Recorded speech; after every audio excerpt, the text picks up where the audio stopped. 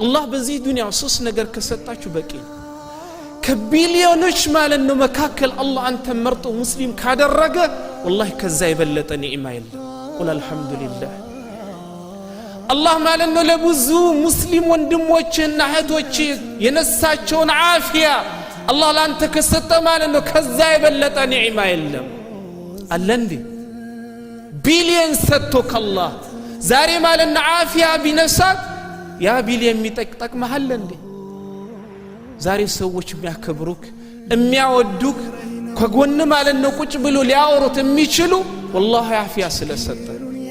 የአፊያ ማለት ነው ውበት ስላለህ ነው ይሄ ባይኖር ሰዎች የሆነ ሰዓት ይጠይቋል ለብዙ ጊዜ ደግሞ ይረሱሃል ሶስተኛ ነፃ ሆነ ያሻ ቦታ ሄደ እንዳፈለገ ማለት ነው ወደ ቤት መመለስ እስር ቤት እስካላስገባህ ድረስ قل الحمد لله ይሄንን ያልተሰጡ ብዙ አሉ ስለዚህ አላህ በእኛ ላይ ዋለው ጸጋ ብዙ ነው ግን አላወቅነው لذا يقول ربنا جل وعلا في سورة إبراهيم لئن شكرتم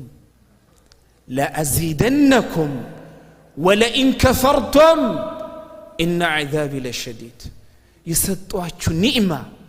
ትንሹንም ትልቁንም የኔ ጸጋ መሆኑን አውቃችሁ ያመሰገናችሁ እንደሆን والله ጨምርላችኋለሁ ይላል አላህ ነገር ግን የሰጧችሁ ኒዕማ ጸጋ ሳይሆናችሁ ሳይመስላችሁ ቀርታችሁ ይሄንን ወደ ጎን በመተው እየየምትሉ ከሆነ